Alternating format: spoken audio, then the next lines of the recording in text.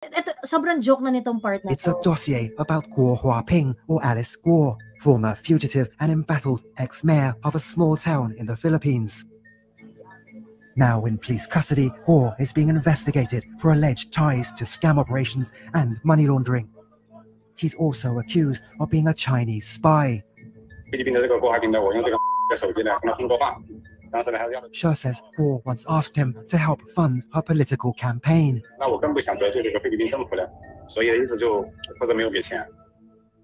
Guo has repeatedly insisted she was born in the Philippines, a prerequisite for office holders in the country. But She's dossier lists China as her place of birth. Guo had previously claimed she's the daughter of a Filipino woman. But according to this document, her mother is a Chinese citizen called Lin Wenyi. The dossier also lists a family address in China's Fujian province. This is what our researcher finds when he visits the local office of the Chinese Communist Party. At a nearby village, residents shown photographs of Guo recognize her as the daughter of Lin Wenyi, the same name that appears in She's dossier. Eto ha, okay. Eto na tayo, ayan na. Alam mo yung sobrang pinagpatong-patong na nila yung kasinungalingan, papagurin ka na lang nila para tingnan kung ano yung weight ng evidence na pinag-uusapan natin dito. Si She ay wanted sa China dahil sa casino, sa gambling. Okay. Si She, ang sinasabi niya, okay, ang sinasabi niya ay hindi, state agent, Chinese spy ako. Okay? Ngayon, yung China, hindi ano ka lang, sugarol ka lang sa amin. So far as kami ang concerned, sugarol ka lang. At pag mapupunta ka dito sa China ulit, may paglalagyan ka. Okay. So ngayon, meron siyang kaibigan na na-meet sa kulungan. Okay? Meron siyang kaibigan na na-meet sa kulungan. At doon sa kulungan na yun, sinabi niya na, uy, meron akong mga list ng state agent ng China. I-reveal mo nga. Ganyan. O sabi ngayon ng etong Al Jazeera naman, parang nakakaloka kasi parang talaga, kay Alice ko talaga kayo na mesmerize. Wala man lang kayo na nakakita kami ng ilan kung saan merong mga Chinese spies sa Australia, sa Indonesia, Cambodia, Laos, Malaysia, kineme, ganyan. Wala man lang ganon, bago nyo sinabi na at ang isang pinakasikat ay dito sa Pilipinas.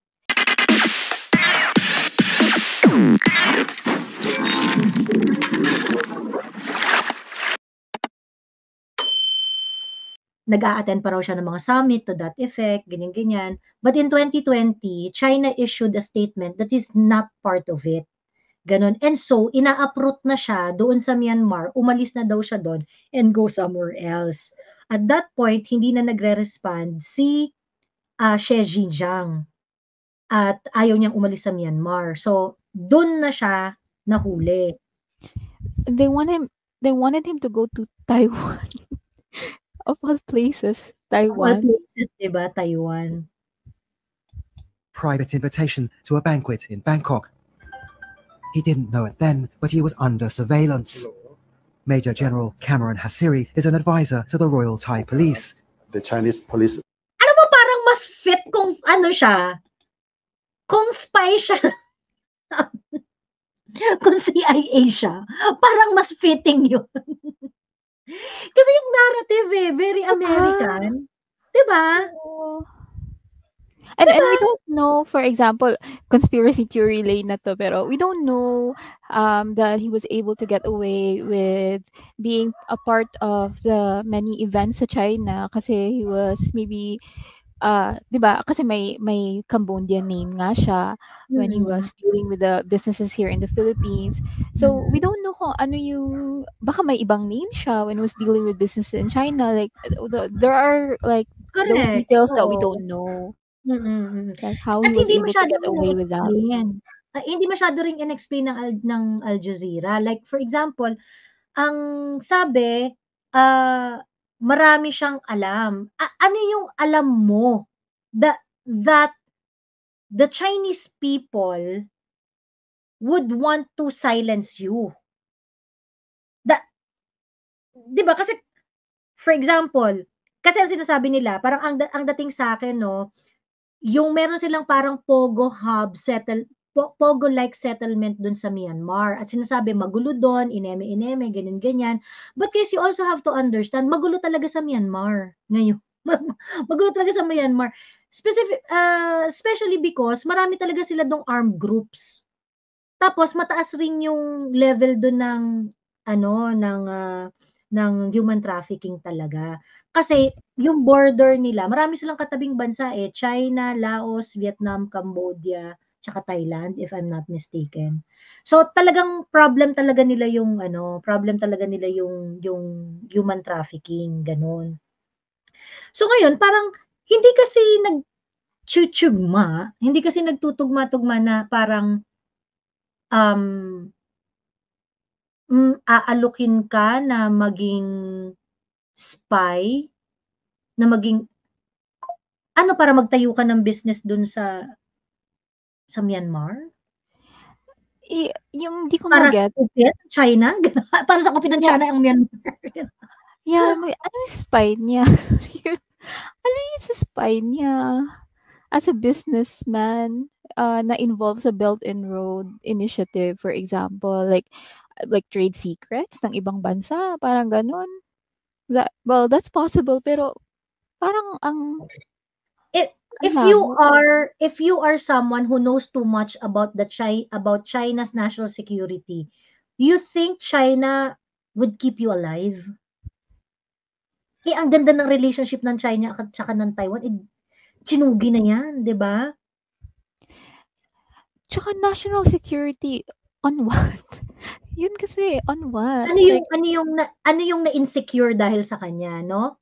Oh, and then Belt and Road Initiative. Ano ba yung, 'di ba? The Belt and Road Initiative is the plan such of China to parang continue like yung Silk Road nila, yung part ng Silk Road, and then yung sa atin is Maritime Silk Road, 'di ba?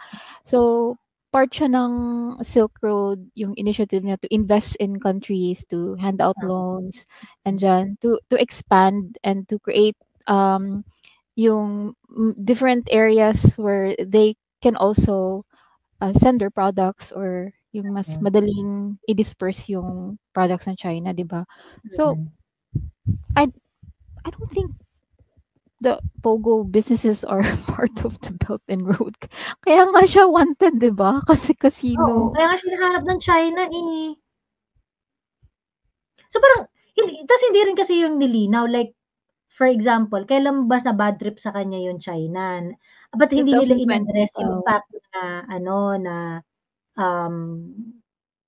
nagalit ang China sa na capital punishment sa China ang gambling, ganyan-ganyan. Sabi ni Adrian, the script is very Western spy film noir, and how things are in China and Indochina business and triad things are doing. Puro conjectures lang and no hard security intel silang binigay. Yun nga eh. Like for example, bakit biglang talaga nag-recruit sa'yo yung Chinese na nandito ba sa Pilipinas?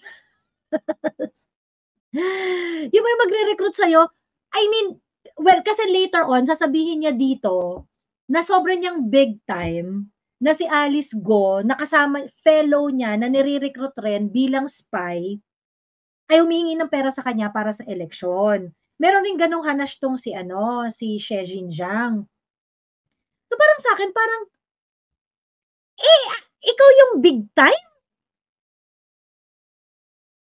Ikaw yung big time tapos re-recruitin ka yung classmate mo sa pagiging spy, yung mga small time na nandito sa Pilipinas? Let's play it, Miss Joy, kasi andun siya part sa Diba? Anyway, sige, tuloy na lang muna natin to. Send the team to work with us closely.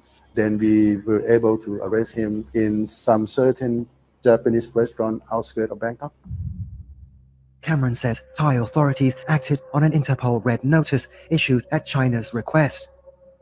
Sher's alleged crime, running a casino. Clara Gerard Rodriguez is a member of Sher's legal team. We see all these articles that really portray him as this criminal mastermind doing human trafficking, the scam at a huge scale. Then you see like the actual like red notice and the arrest warrant, and the whole Chinese procedure that is being initiated against him is for developing and running online gambling platforms. Gerard Rodriguez says Interpol broke its own rules when it issued the red notice. The red notice is dated 11th of May 2021. It is based on an arrest warrant mentioned here as issued on the 4th of February 2021. But when we go to the arrest warrant, which was sent by China to Thai court, we see that it's actually dated 3 August 2021. You cannot issue a red notice in the absence of arrest warrant. So this ground alone should lead to the deletion of the red notice. Ayun. Pero parang, attorney, parang, baka mamaya na-confuse lang kayo dun sa translation ng document na ano yung date ng document and ano yung date ng actual, baka transmission lang. Anyway, ano naman na yan, bahala na siya dyan. Pero, kino-question nila yung, yung, I mean, issues with the timeline sa Interpol. Oo, parang timestamp yung pinag-aawayan nila. Pero parang feeling ko, parang, ba't may question yung bansa na wanted siya for a crime that he allegedly committed in China? Ang petty nung angle na ang petty nung defense. Yeah, it's like an issue with the timeline and yung pagbigay ng dates na, but they're not tackling bakit siya, why is wanted to be why was he wanted in the first place, 'di ba? Anong ginawa niya? Ano yung mga violate niya sa China? While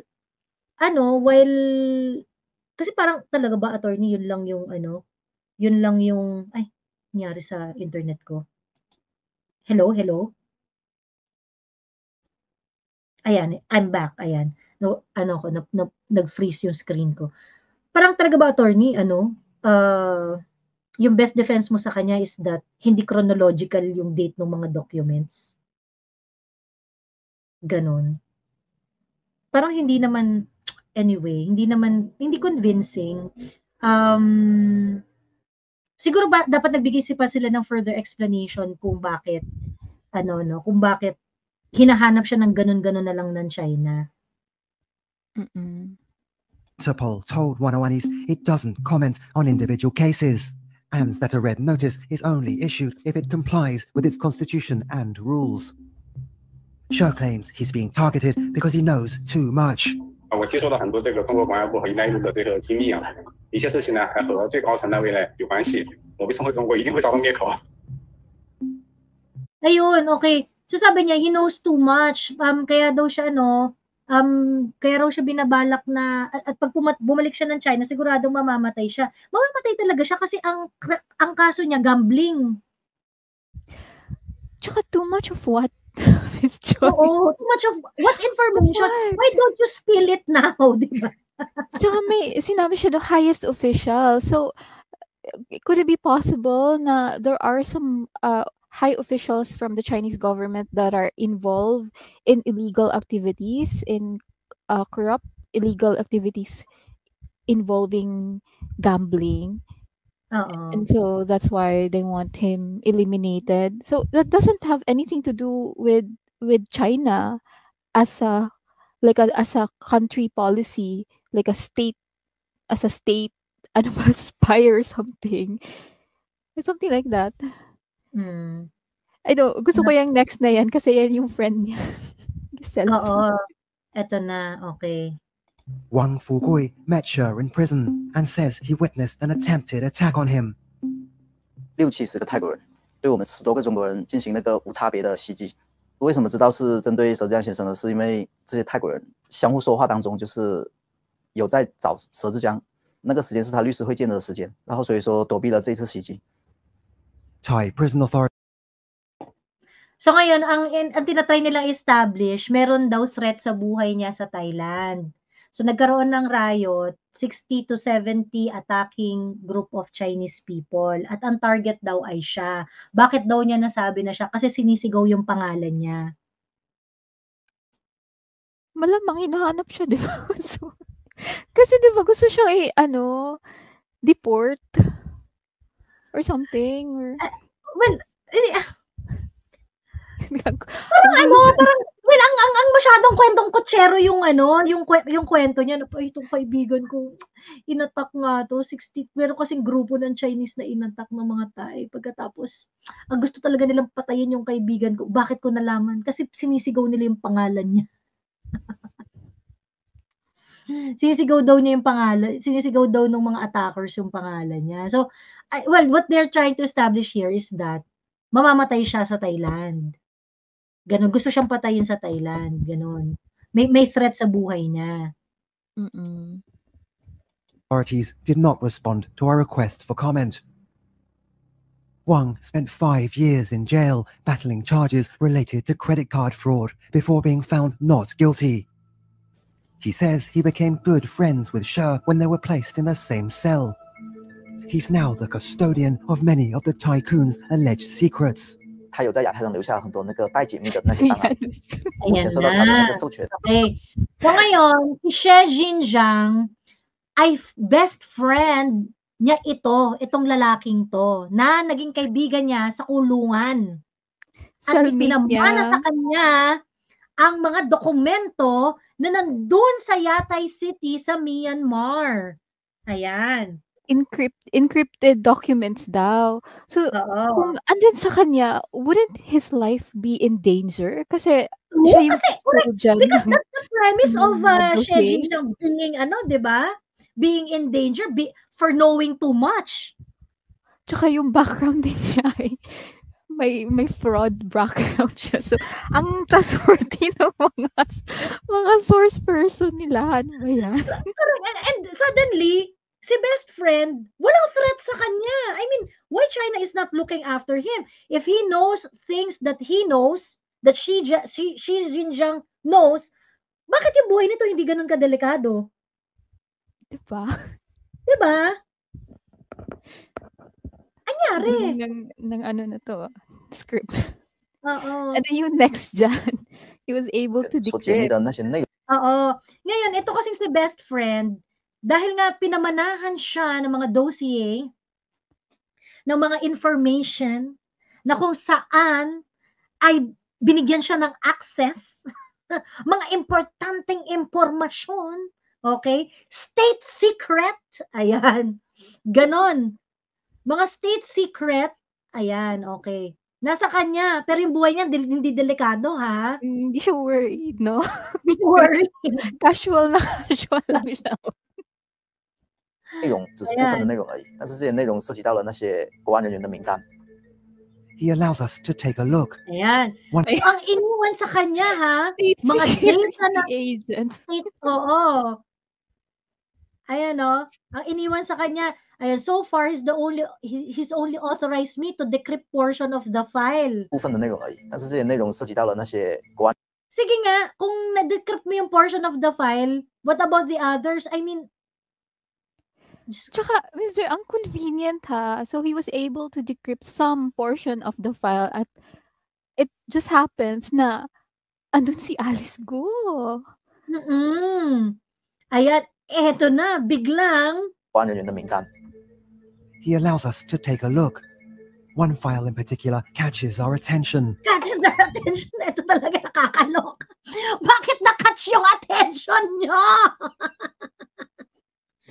So, ngayon, si She Xinjiang, okay, ganito ha.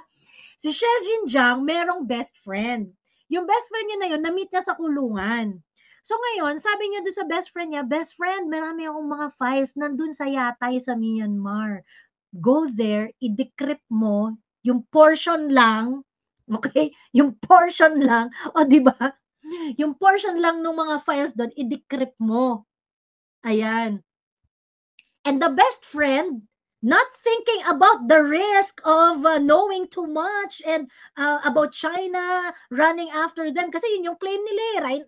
China is running after She Xinjiang at dahil Chinese spy siya, marami siyang alam, Tapos siya yung information sa kaibigan niya. Ang heavy ng ano niya, ang heavy ng info na yan, a list of the state agents of China.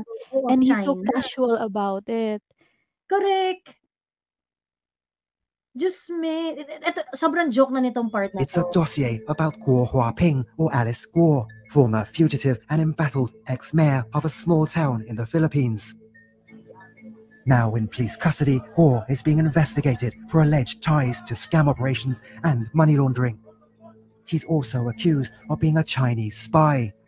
菲律宾的这个郭华平呢，我用这个手机呢跟他通过话，当时呢他要的， Sher says Guo once asked him to help fund her political campaign. 那我更不想得罪这个菲律宾政府了，所以的意思就或者没有给钱。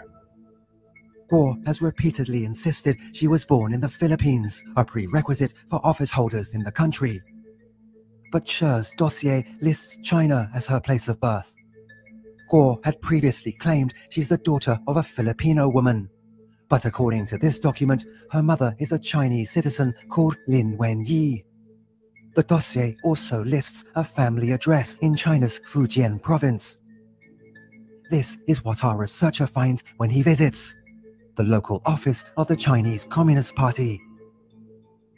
At a nearby village, residents shown photographs of Guo recognize her as the daughter of Lin Wenyi, the same name that appears in Sher's dossier. Eto ha, okay. Eto na tayo, ayan na. Alam mo yung sobrang pinagpatong-patong na nila yung kasinungalingan, papagurin ka na lang nila para tingnan kung ano yung weight ng evidence na pinag-uusapan natin dito. Si She ay wanted sa China dahil sa casino, sa gambling. Okay. Si She, ang sinasabi niya, okay, ang sinasabi niya ay hindi state agent, Chinese spy ako. Okay?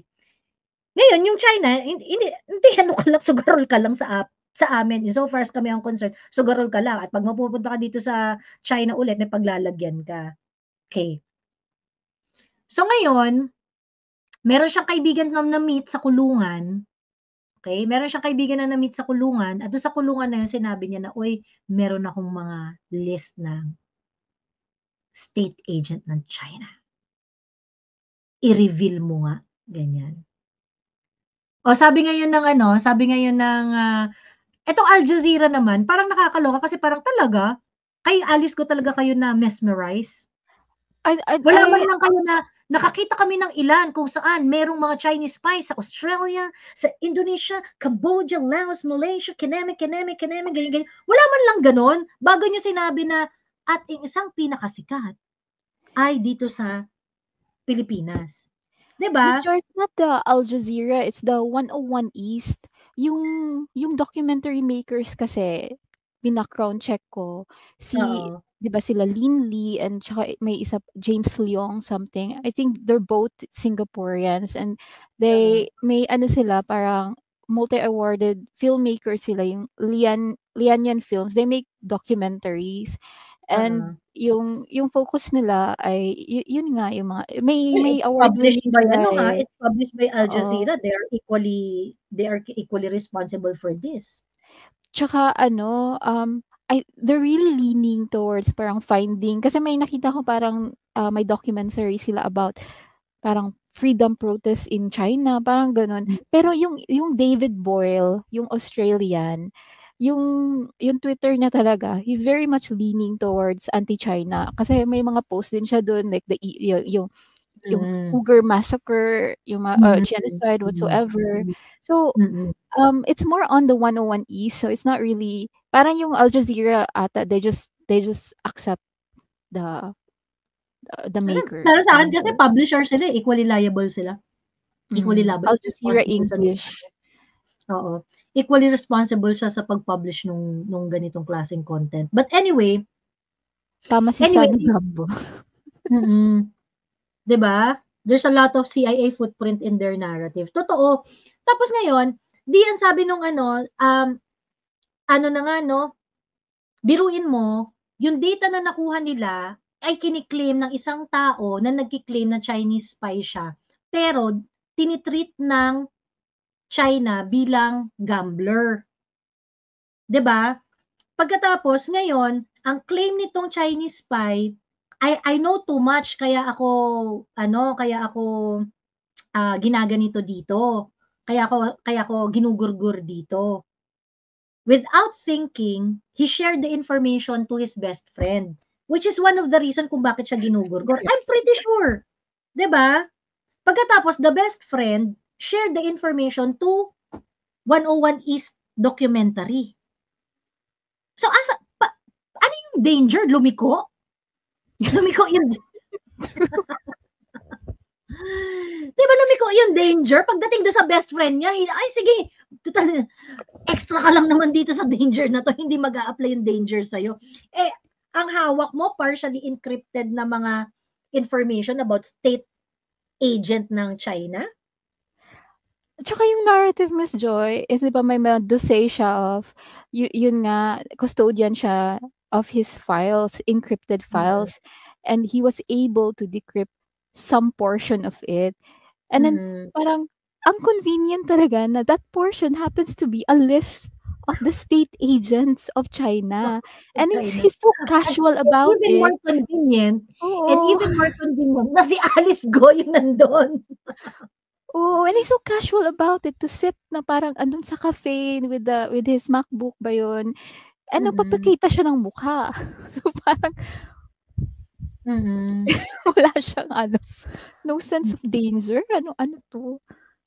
Ayan, sabi ni Adrian, walang agents ang binibigyan at allowed to hold a dossier for their safekeeping. Mapa-salesman lang or whole network, be it regional or larger. Exactly. That is stupid. Correct. Kasi that's traceable eh, di ba? Parang tsaka ba't may list of state agents?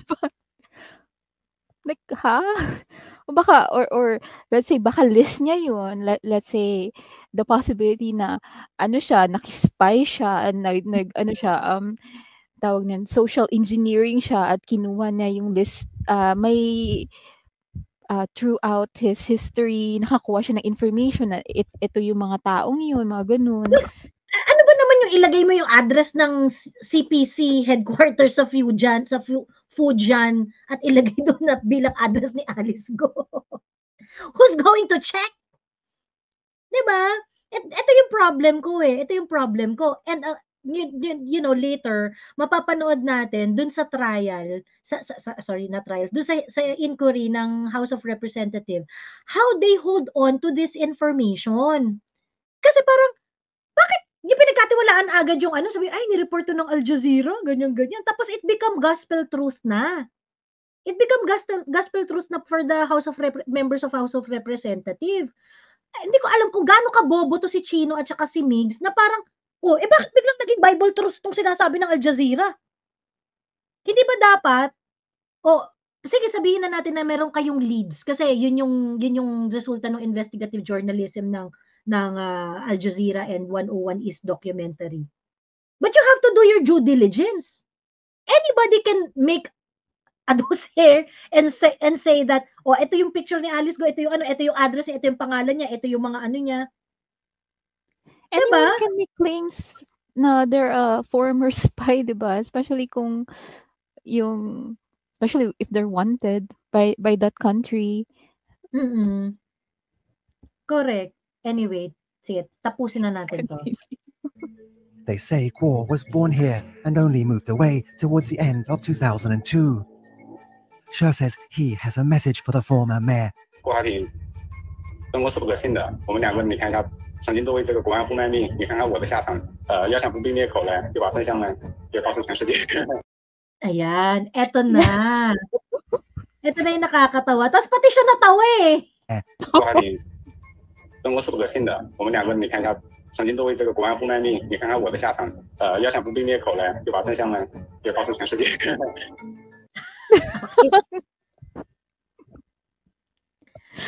Nakuha niyo ba, guys? So, sabi niya, go Ping. Sabi niya ganon. He has a message for the former mayor. Tira yung message niya kay Go Ping. 跟我是不可信的，我们两个人你看他 China cannot be trusted.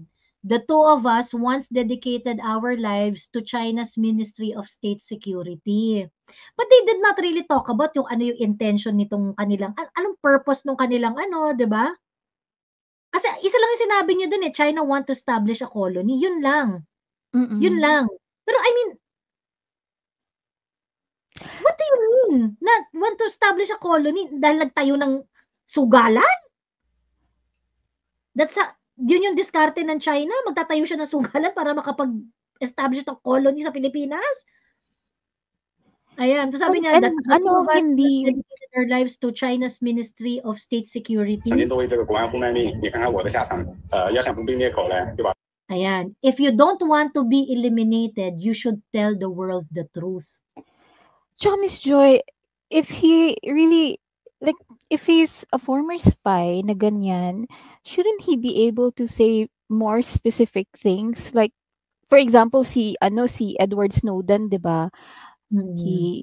Yung ano siya, tawag nito, whistleblower siya. He was able to get all this information and he was able to provide it with detail, yung mga ganyan. So, secrets other than the China wants to create a colony with the BIR na Pogo? Yun lang.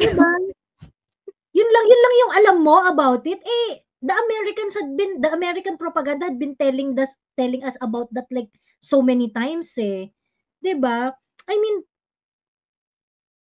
I don't think nandun siya dun sa caliber na spy. Kasi wala naman siya sinabing bago. Wala naman siya sinabing bago bukod dun sa mga CIA narrative. And then yung statement niya, if you don't want to be eliminated, you should tell the world the truth. Eliminated by whom? Ako nga, when I first heard that, parang ang gulo-gulo ng utak ko. Parang, So, sino nag-death threat kay Alice Guo? At bakit siya papatay ng China kung ayaw niyang sabihin na spy siya? Parang ano ba? Tapos ba't siya tumawa? Kailangan niyang sabihin, kailangan niyang magsabi ng totoo na siya ay spy para hindi siya ma-eliminate? Ganon? Diba? Ang gulo. Hindi ba of her best, kung kunwari totoong Chinese spy si Alice Guo, hindi ba, ang payo mo dapat sa kanya is, ang tawag dito, hindi ko gets tong part na to. Ito yung pinag-uusapan natin last night, di ba yung sinabi mo na, ang nakakaloka kasi doon, parang sinasabi niya na magsabi ng totoo si Alice Guo. So ngayon, and the truth sa perspective nito ni She is that she is a spy.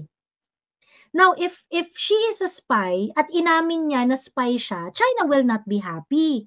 Siyempre, pag dumating siya doon sa point na aamin siya na spy siya, then magkakaroon yung reason yung China na i-eliminate ka. Nakikita nyo, it doesn't make sense. For China, kung totoo kang spy, mas magiging masaya ako kung hindi ka aamin at hindi ka magsasabi ng katotohanan. 'Di ba? Pero ang payo nito ni She, hindi umamin ka, magsabi ka ng totoo. Para naman tayong spy eh. Kasi pag di ka nagsasabi ng totoo, mai-eliminate ka. Parang, kanino convenient pag nagsabi ng totoo, pag sinabi ni Alice Guo na spy siya, sino ang magbe-benefit? Is China going to benefit?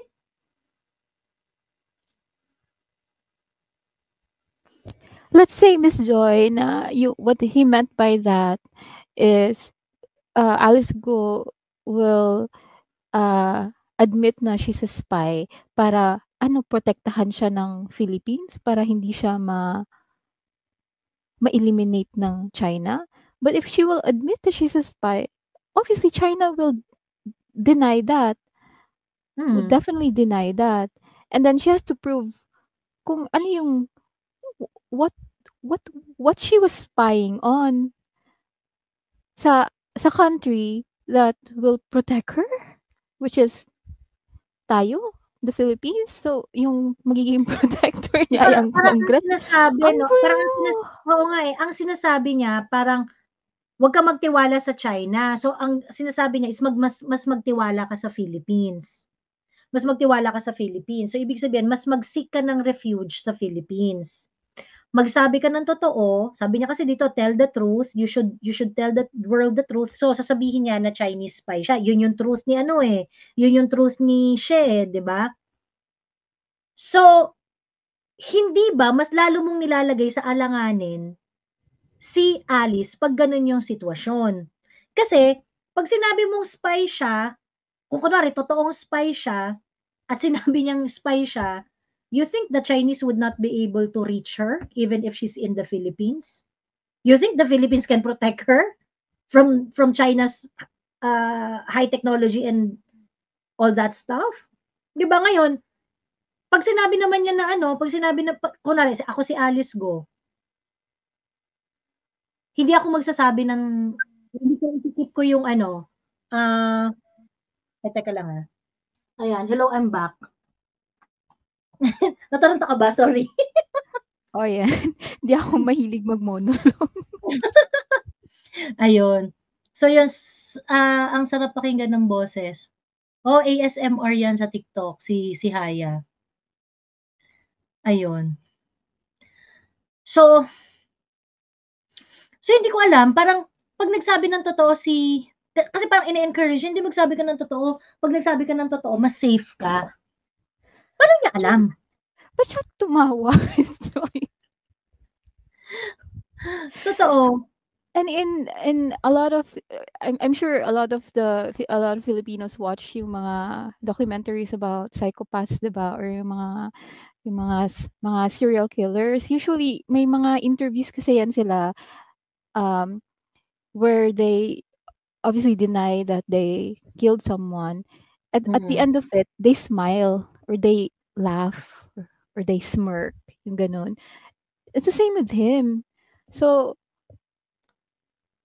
I think yung reaction niya is an obvious biological reaction to lying. Kasi even he himself cannot believe it. No? Parang natatawa din siya sa narrative niya. Yung parang ganun. So, ewan ko ba? Kasi nagpe-presume siya eh. Nagpe-presume siya na mas kaya siyang protektahan ng Philippines. Mas kaya kang protektahan ng Philippines. Magsabi ka ng totoo kasi kaya kang protektahan ng Philippines. I mean, bakit? Diba? Yun nga bakit? Eh. Ganon. Tapos parang, may pagka-patronizing nga eh. Kasi di ba sabi niya parang ayaw daw niyang bigyan ng campaign funds si kasi ayaw raw niyang i-offend yung government ng Philippines. Yung parang, wow, BBM, takot siya sa Philippine government. Yung parang ba, may sundot na papogi. Wisit. May sundot na papogi, parang, Diyos me. Anyway, para si Erwin Tulfo, hindi pumasa sa appointment dahil citizenship issue ay hindi pinaghinala ang spy ni Ping Lacson. Ayun. Anyway, teka, sige, ituloy na natin to. Ano kasi, Miss Joy, yung sinabi niya, it almost sounds like a threat, a death threat din to Alice. So I'm really wondering, sino yung foreigner na nagbigay ng death threat kay Alice? I wonder if it's him or connected to him or yung handler niya. Kasi Alice vehemently said na na foreigner, 'di ba? Yung Congress lang yung nagsasabing gustong maging local. Tapos sabi niya, I cannot fabricate lies. may ganun si Alice na parang ganun. Yes. Kasi Alice considers herself na Pinoy talaga eh, 'di ba? Sabi niya, hindi nga po ako Chinese, Pinoy nga po ako. 'Di ba lagi naman yung ganun yung sinasabi niya? Well, anyway, hindi naman siya ina-acknowledge ng China. Ayun. So, teka, tapusin na natin to. I mean, yeah. Ano yan? Sorry? I mean, like, she could be, I mean, there's a possibility na Chinese siya. Pero I don't think yung spy angle kasi yung question dito eh. I mean, marami naman kasing Chinese. I think Chinese siya talaga. Oo, tapos nag-change na name.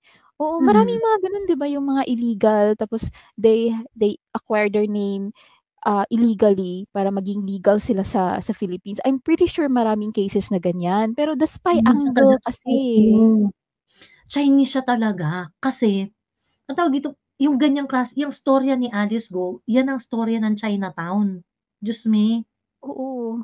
Exactly. Ang daming ganyan. Kaso nga lang, syempre, dahil itong mga to, ang mas priority nila is mag-business, ganyan, magpayaman, magpaano. Most of the time, wala naman silang run-ins with the government.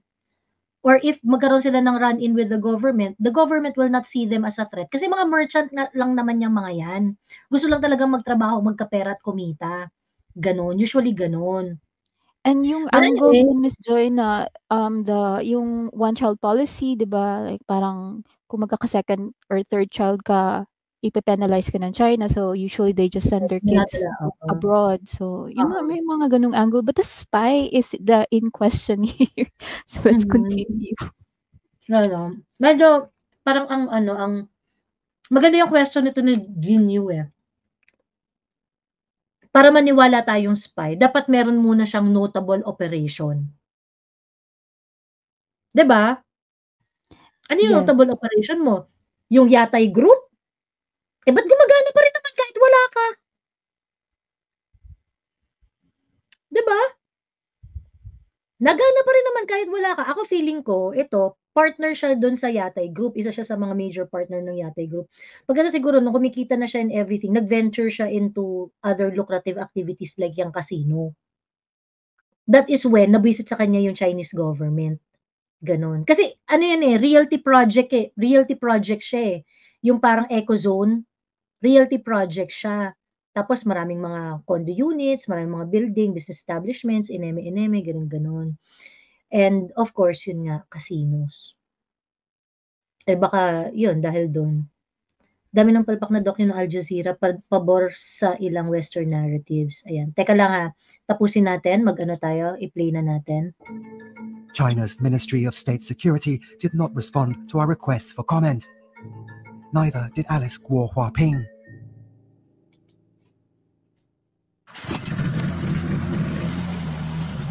It's our fourth visit to Shui Koko, and parts of the region are underwater. As the rain subsides, Yatai's management invites us to join them on a relief operation. They spend days delivering supplies to displaced villagers. Kasi merong massive na bagyo merong sobrang massive na bagyo sa Myanmar.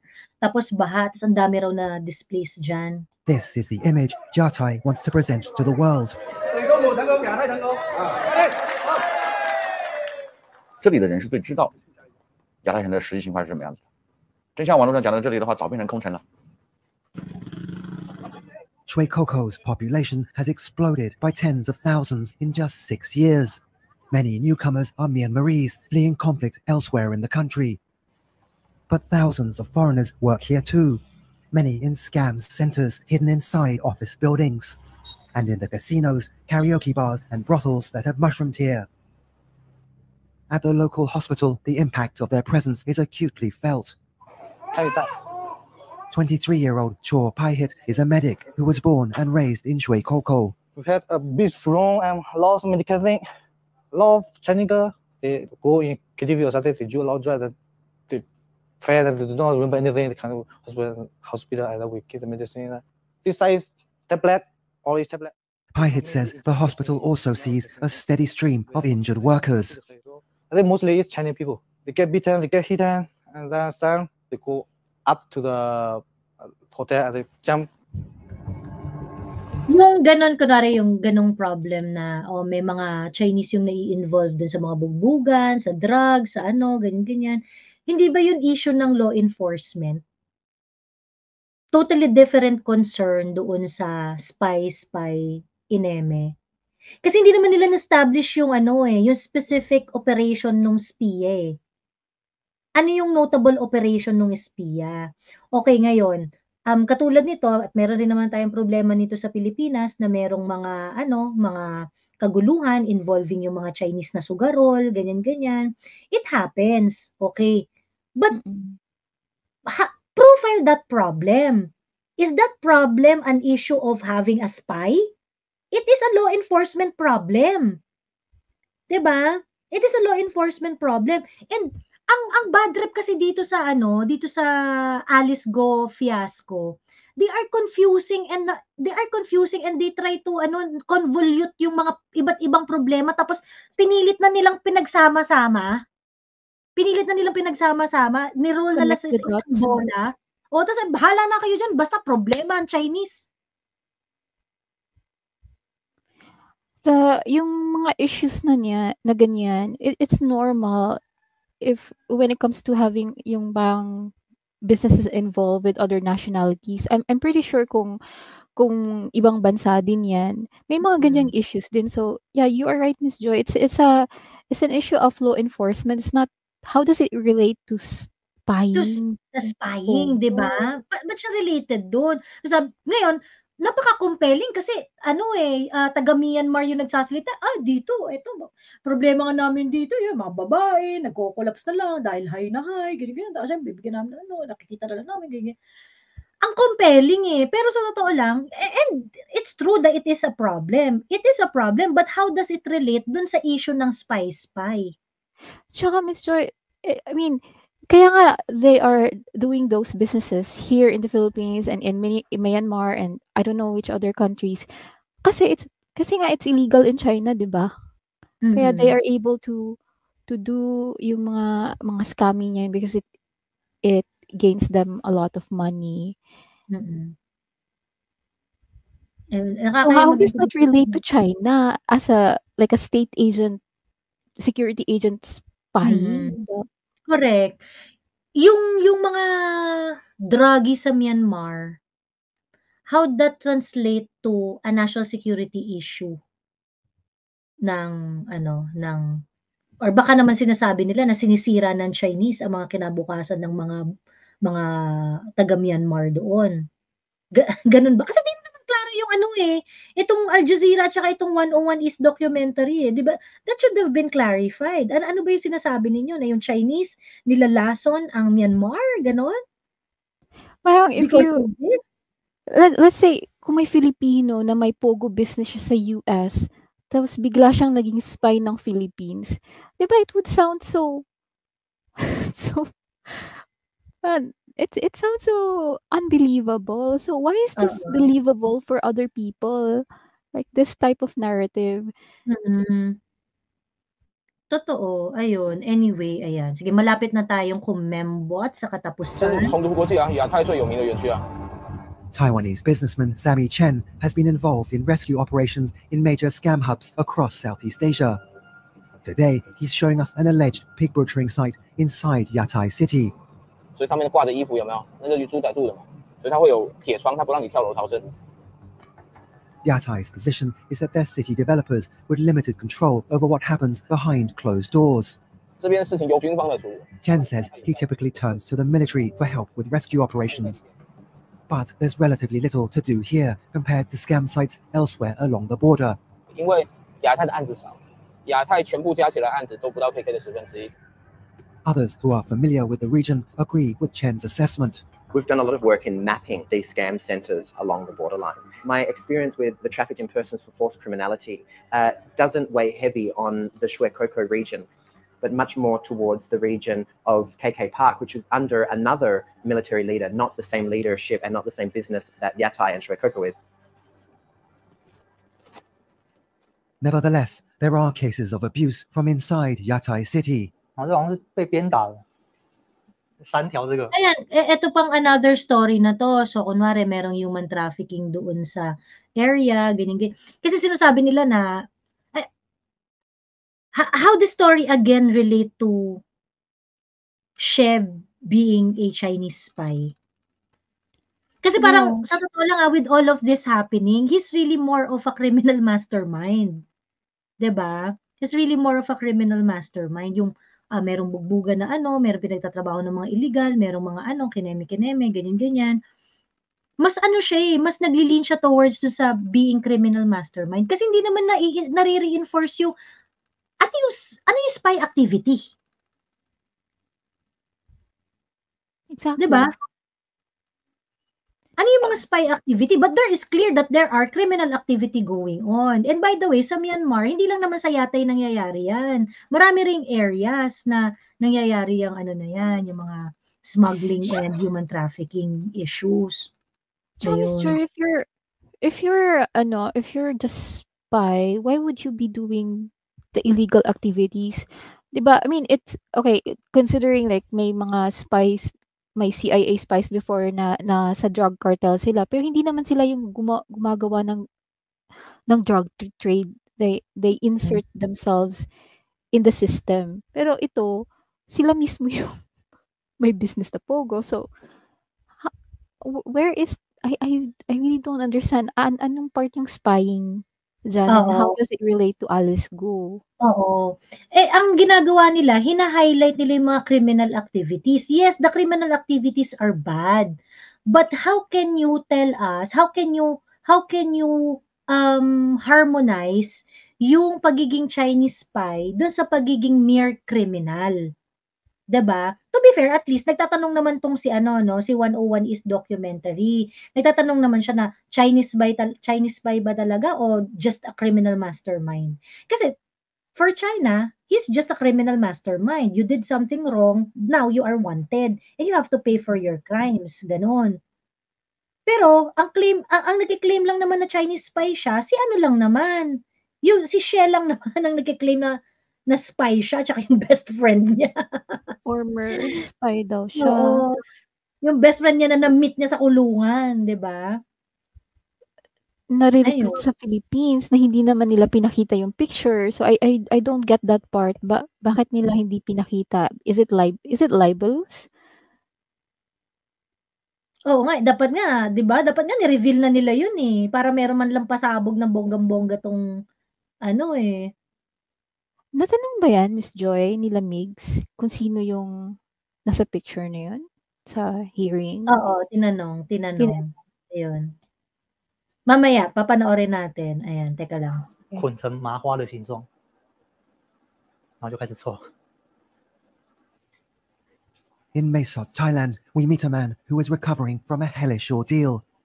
Chen Ke-cheng spent a little over 4 months at Hongtu International and hopes to go home to Taiwan soon. Chen says he knew he'd be scamming people, but he didn't expect to be punished for failing to do a good job.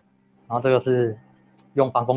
So nagtrabaho siya dun sa Yatay area, nang sa scam sila ng mga tao and then binubugbog sila kapag hindi sila nagde-deliver. 打火机，他点着，然后就直接这样烫。后来就受不了了，一直这样打这样骂，自己精神上面承受不住。 Edi hindi ba ito ay proof ng criminal activity doon sa Yatay?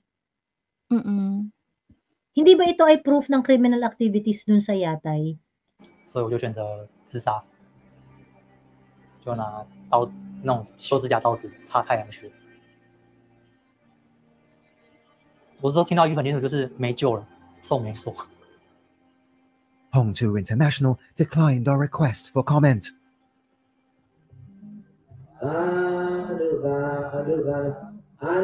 It's the 2nd anniversary of Shi Zhejiang's arrest and our 5th visit to Shui Koko. Thousands of well-wishers are at a Buddhist ceremony praying for his release.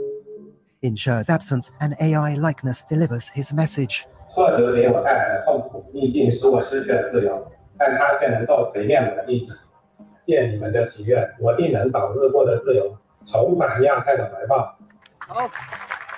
But it's unlikely Shi will be returning to the city he built anytime soon. With the pressure from the Chinese government, I think Shi Zhejiang would be extradited back to China by the end of this year. Ayan. Okay. So anyway, so yun na nga, ang ending is that malaki yung chance talaga na maibalik siya sa China and ayaw yun ni She. So ngayon, okay. Is she in a desperate position not to be returned in China? The answer is yes, kasi may paglalagyan siya doon. Mabigat yung kasong kinakaharap niya, gambling. 'Di ba? Ngayon, if you are in a dire situation, you are expected to do crazy things, 'di ba? And ngayon, yung entire Chinese spy narrative ni She, parang hindi naman tunog Chinese spy, mas tunog siya na reiteration ng mga ng anti-China propaganda. Sa totoo lang. Ganon din siya creative, hindi hindi siya nagbibigay ng detalye on how the spying activity is conducted, ano ba yung bini-build nyo dun sa bansa na pinupuntahan ninyo, ano yung ini-scout ninyo, sino yung mga tinitingnan nyo, sino yung mga kinakaibigan ninyo in order to colonize the country, yung mga ganun. Those are the things that you expect a spy would discuss. Diba? True. What did they show in the documentary? Ang sinabi lang nila doon, crimes are happening in Yatay. Magulo yung Yatay. May human trafficking, may ganito, may maraming drugs, maraming sugalan, maraming fraud activity, maraming scammers, ganyan. And those are crimes. And not necessarily a spy would engage as an operation, di ba? The narrative is very questionable, and yung the fact na the whole China spy is a US propaganda kasi sa kanila nag-start yan eh. I think around noon mga 2016, 2017 yung mga Chinese spy daw. So, 'di ba parang an accusation from the US is always a confession, and we all know that in the 80s yung nasa isang libro ni sinong libro ba yun? Basta it's from the book The CIA and American Democracy ata na libro, where he stated that the Philippines or Manila in particular is the CIA capital sa Southeast Asia. So, but we're not concerned with that fact. We're concerned with a spy sa China na involved sa Pogo na naging mayor na they cannot even articulate kung ano yung pinaspy nila, but the significance of this, Miss Joy, is that the Filipinos are eating this up without question, and we all know yung goal nila is to connect this to the Dutertes, to stain the name of the Dutertes even more for the Filipino population who are not questioning or not critical about these types of documentaries, for example, or information. Ang weird kasi yung spy narrative nito ni She, ang sinoserve niya, i-reinforce yung anti-Duterte hate, i-highlight si Alice Go, na parang, what kayo concerned? I mean, this is a guy doing his entire business in Myanmar. Bakit all of a sudden meron tong pakialam sa Philippines?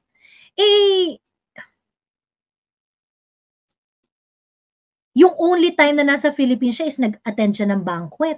I mean, ano exactly? Pagkatapos at the same time, sinabi rin naman niya na, ay, ayoko nakikialam dyan sa Pilipinas, kaya nga hindi ko binigyan ng kaya nga hindi ko binigyan ng pera yan si Alice Go pang campaign eh.